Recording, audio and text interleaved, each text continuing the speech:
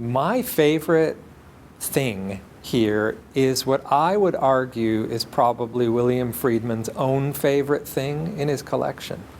And that is a photograph. And it's a weird photograph because it's really big.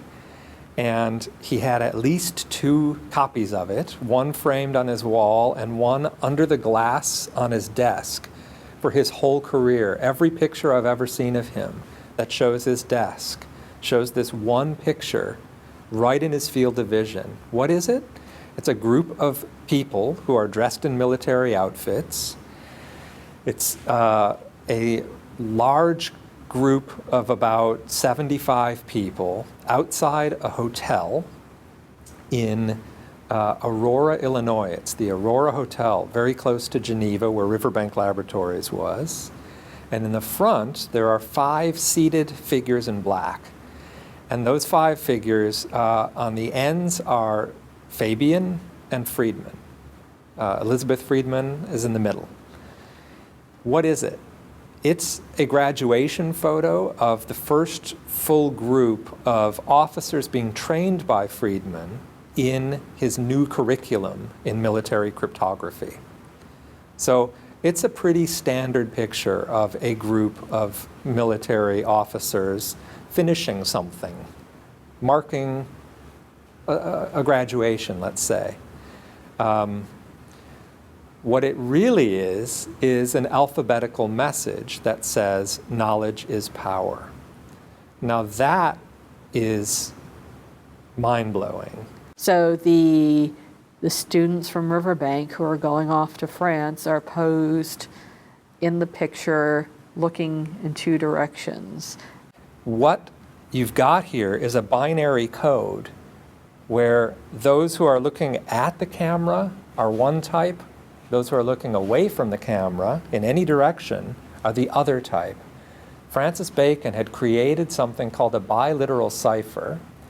Biliteral simply meant not bilateral, which is 2 sides, biliteral, which is 2 letters, and it simply is an alphabetical key where the entire alphabet of letters can be rendered in only 2 letters, but you need groups of those letters, right? So the letter A, as it happens, is A. So you need 5 people for every letter of your message, your secret message. So for knowledge is power, you need 80 people. Unfortunately, they only had 76. So they didn't quite finish, they didn't get enough for the R. But you've got 5 people for every one. And if you start on the back, you've got somebody looking at the camera, which is A, somebody looking away, which is B, then 2 more looking at the camera, AA, 1 more looking away, B. So you have AB, and in Bacon's code system, that is the letter K. So those 5 people are the letter K. The next group, you'll have to take my word for it, the next 5 spell the letter N, then the letter O, and then you're off.